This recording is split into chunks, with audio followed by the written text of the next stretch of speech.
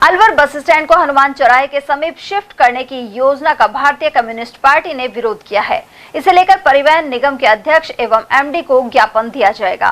Party के सचिव तेजपाल सैनी ने बताया कि अलवर बस स्टैंड को हनुमान सर्कल पर शिफ्ट करने से आम जन को परेशानी का सामना करना पड़ेगा। फिलहाल शहर के बीचों बीच बस स्टैंड है और मुख्य मार्केट भी पास में पड़ता है। आसपास के गाँव से बहुत से ग्रामीण खरीदारी करने के लिए इस मार्केट में आते हैं। साथ ही उन्होंने कहा कि यूआईटी द्वारा मंडी मोड़ पर प्राइवेट बस स्टैंड बनाया गया है, लेकिन उसका कोई सदुपयोग नहीं करता। अलवर का केंद्रीय बस स्टैंड नगर विकास न्यास लगातार कई वर्षों से इस प्रयास में है कि हनुमान चौराहे पर जो हनुमान जी के मंदिर है उसके दोनों ओर मंदिर माफी की ज़मीन पड़ी हुई है और न्यास इस प्रयास में है कि वहाँ पर केंद्रीय बस स्टैंड और दोनों जो कार्यशालाएँ हैं, वर्कशॉप हैं रोडवेज़ के, उनको वहाँ शिफ्ट किया जाए। न्यास का मानना यह है कि आगामी वर्षों में जो जनसंख्या जिस प्रकार से बढ़ेगी तो यातायात ट्रैफिक भी शहर में बढ़ेगा। उस दृष्टिकोण से वो इस स्टैंड को वहाँ ले जाना चाहती है। शहर कमेटी हमारी ने यह फैसला किया है कि आम जनता के हित में और रोडवेज़ के हित में अगर रोडवेज़ बस स्टैंड यहाँ से स्थानांतरित होता है तो दोनों को ही नुकसानदायक होगा।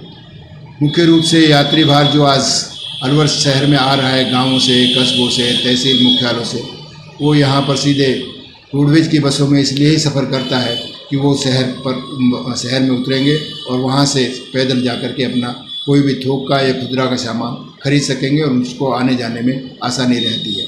अगर बस स्टैंड हनुमान चौराहे पर जाता है तो बसें जो सारी शहर में नहीं आएंगी। इससे जो यात्री वाहन हैं, यात्री भार है, वो अवैध वाहनों में शिफ्ट हो जाएगा।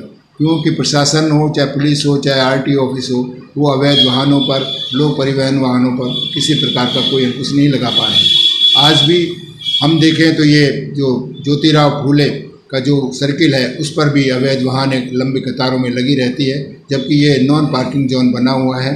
इसी प्रकार काली मोरी बस स्टैंड पर भी आप अवैध वाहनों का अड्डा बना हुआ है, जहाँ लगातार यात्री भार रोडवेज का उठाते हैं। इसी प्रकार रोड नंबर 2 पुलिया के नीचे है, वहाँ भी बसों का जमावड़ा लगा रहता है। इसी प्रकार कृषि उपज मंडी पर, जहाँ पहले रोडवेज का प्रार्थना बस स्टैंड था, वहाँ से रोडवेज के प्रार्थना बस स्टैंड को आगे सरका दिया गया है और वहाँ मंडी मोड़ पर भी ये अवैध वाहनों का जमावड़ा लगा रहता है और वो यात्रियों को भरते रहते हैं। जबकि कृषि उपज मंडी के मोड़ पर नगर विकास न्यास ने करोड़ों रुपए खर्च करके प्राइवेटों के लिए बस स्टैंड बनाया हुआ है, परंतु उसका सदुपयोग आज तक नहीं किया गया है और अवैध वाहनें अपनी मनमर्जी से संचालित होती हैं।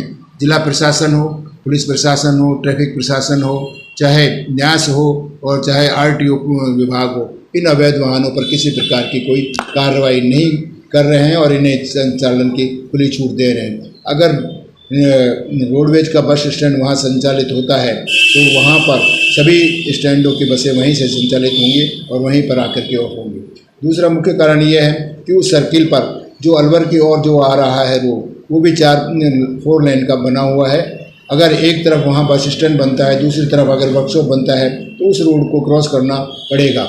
चाहे आने वाली बसें, चाहे जाने वाली बसें वर्कशॉप में ऑफ होंगी, चाहे वर्कशॉप से संचालित होंगी, तो उन्हें रोड क्रॉस करना पड़ेगा।